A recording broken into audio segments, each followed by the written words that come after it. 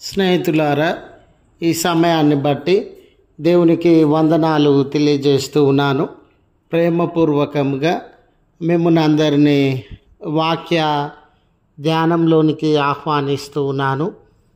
పరలోకమందు మీ ఫలము అనే ఆలోచనను మీతో కూడా పంచుకోవడానికి ఇష్టపడుతూ ఉన్నాను కనుక దేవుని యొక్క వాక్యమును మీరు ముగింపు వరకు ఆలకించాలని మీ కుటుంబ సభ్యులతోనూ తోటి విశ్వాసులతోనూ ఈ వీడియో షేర్ చేసుకోవాలని, మీ ప్రార్థన మనవులు ఏమైనా ఉండినను కామెంట్స్ రూపంలో కానీ ఫోన్ కాల్ ద్వారా కానీ తెలియజేయండి.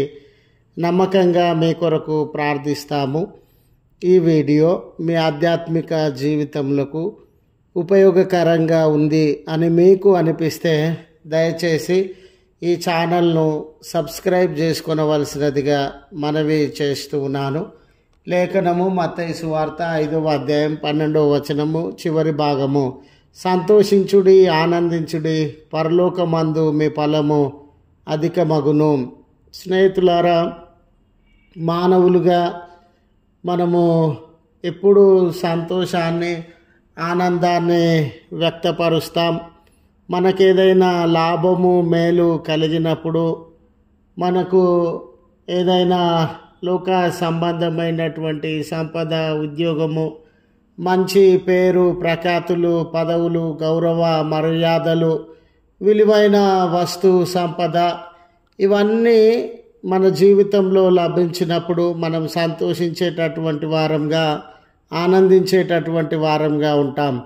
అదే జీవితంలో సమస్యలు, బాధలు, అవమానాలు, నిందలు, చెడు మాటలు మన మీద పలికేటటువంటి వారు, ఇవన్నీ ఉండినప్పుడు దుఃఖించే వారంగా, వేదన, చింతలను అనుభవించే వారంగా ఉంటాం. అయితే యేసు ప్రభుల వారు, మీరు నిందలకు లోనైనప్పుడు, అవమానాలకి లోనైనప్పుడు, మీ మీద చెడ్డ మాటలు ఇతరులు పలుకుతూ ఉన్నప్పుడు మీరు సంతోషించండి, ఆనందించండి అనే ఈ మాటను తెలియజేస్తూ ఉన్నారు. సాధారణంగా మన జీవితంలో నిందలు, అవమానాలు, చెడు మాటలు మనం పొందుతూ ఉన్నప్పుడు, అయ్యో నా బ్రతికేంటి ఇంత భయంకరంగా తయారైంది, అందరూ నన్ను నిందించేవారే, హింసించేవారే అని ఎంతో బాధను మనము అనుభవించేటటువంటి వారంగా ఉంటాం. ఇవన్నీ మన జీవితంలో జరుగుతూ ఉన్న సందర్భంలో గడప దాటి బయటకు రావడానికి కూడా మనసు ఉండదు.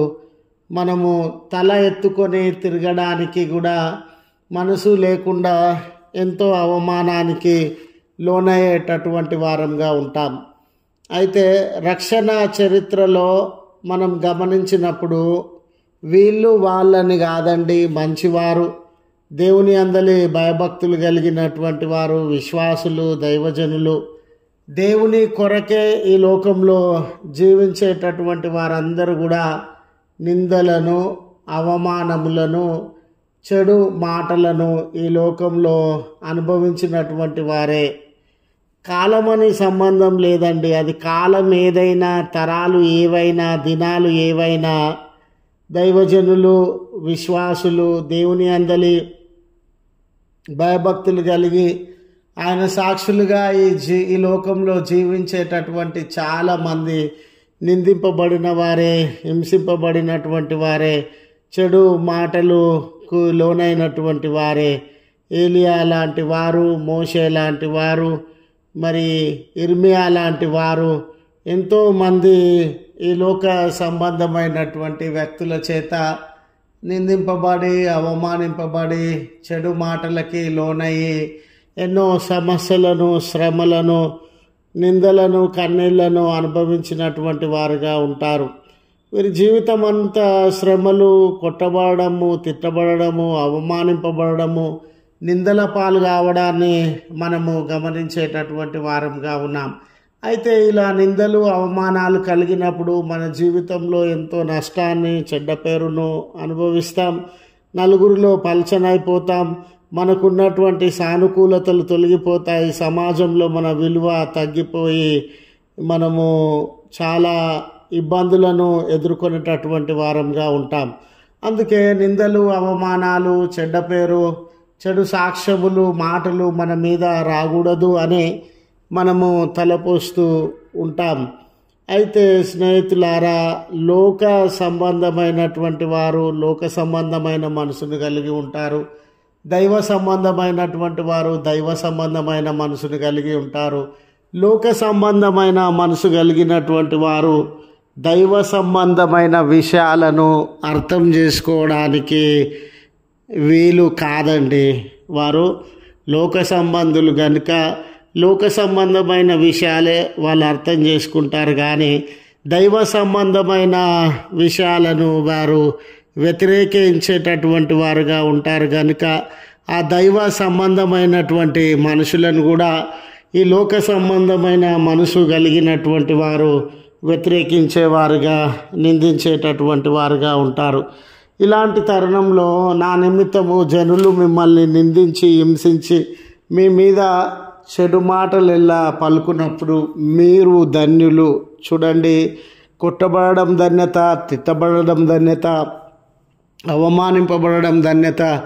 ప్రభువు నామ ఘనత కొరకు, ఆయన సేవ కొరకు నిందల పాలు కావడం కూడా అదృష్టమని, ధన్యత అని దేవుడు తెలియజేస్తూ ఉన్నాడు. మానవ సంబంధమైన శరీరము, మానవ సంబంధమైనటువంటి ఆలోచన మనలను అయ్యో మన బ్రతుకు ఇలా మారిపోయిందే, ఇంతమంది అపార్థం చేసుకున్నారే, ఇంతమంది నిందలు మోపుతూ ఉన్నారే అని మనం కలవరపడుతూ ఉన్న ఈ మాటను మన హృదయాలలో మనం జ్ఞాపకం చేసుకోవాలి. ఏమనంటే, మీరు ధన్యులు, పరలోక రాజ్యమందు, పరలోకమందు మీ ఫలము అధికమగును. పరలోక రాజ్యంలో మన ఫలం అధికం కావడానికి, పరలోక రాజ్యంలో మన ర్యాంకు పెరగడానికి, పరలోక రాజ్యంలో ఉన్నత స్థితిలో మనం జీవించడానికి శ్రమలు ఒక మార్గమని, సమస్యలు ఒక మార్గమని, చెడ్డ పేరు ఒక మార్గమని, నిందలు, అవమానాలు ఒక మార్గమని, ఈ నిందలు, అవమానాల ద్వారా పరలోక రాజ్యంలో నా ఫలము అధికమవుతా ఉంది అన్న నిరీక్షణ, విశ్వాసంతో ఈ లోకంలో మనం జీవించి ఈ నిందలకు, అవమానములకు భయపడకుండా ఆయన కొరకు చెడ్డ మాటలను భరించడానికి వెనుదిరగకుండా ఉండాలనే విషయాన్ని గుర్తు చేస్తూ ఉన్నాను. ప్రార్థించుదాము. కృపగల తండ్రి, ప్రేమగల మా దేవ, నీ పరిశుద్ధ నామమునకు వందనాలు. మీ మంచితనమును బట్టి, మీ కృపను బట్టి మరొక నూతన దినాన్ని మా జీవితాలలో అనుగ్రహించినటువంటి దేవుడవయ్యా, ఈ దినమంతా మమ్మల్ని ఆదరించగలరు మీరు, నడిపించగలరు మీరు, కాపాడగలరు మీరు, మా పనులలో సహాయాన్ని అందించగలరు మీరు, ఎన్నో మేళ్లను, ఉపకారములను మాకు అనుగ్రహించగలరు మీరు. అట్టి శక్తి, సామర్థ్యము కలిగిన మిమ్మల్ని ఆశ్రయిస్తున్నాం. ఈ ప్రార్థనలో ఏకీభవించుచూ ఉన్న కుటుంబంలోను, వ్యక్తులను మీరు జ్ఞాపకం చేసుకునండి. వారి కొరతలను దూరపరచండి, వారి సమస్యల నుండి విడుదలను అనుగ్రహించండి. ఆయా అక్కరలు కలిగి ప్రార్థించుచూ ఉన్న బిడ్డల మొరలను మీరు ఆలకించి వారి అక్కరలను తీర్చండి. శ్రమ, అనారోగ్యము, ఆపద, ఇబ్బంది, కలవరము, చింత కలిగిన కుటుంబములను, వ్యక్తులకు విడుదలను అనుగ్రహించి నెమ్మది దయచేసి ఈ దినము వెడ్డింగ్ యానివర్సరీ, జన్మదినం జరుపుకొనుచూ ఉన్న బిడ్డలందరికీ మీ దీవెనలను కుమ్మరించి గడిచిన కాలమంతా కాపాడిన దేవుడవు, రానున్న కాలమంతటిలో మీ దయ, కనికరము, మీ నడిపింపు వారి జీవితాలలో అనుగ్రహించి బలపరచుమని క్రీస్తు పేరట వేడుకొనుచు ఉన్నాము తండ్రి. ఆమెన్. తండ్రి, కుమార, పరిశుద్ధాత్మ త్రియేక దేవుని దీవెన మనకు తోడై ఉండి మనలను కాపాడునుగాక. ఆమెన్.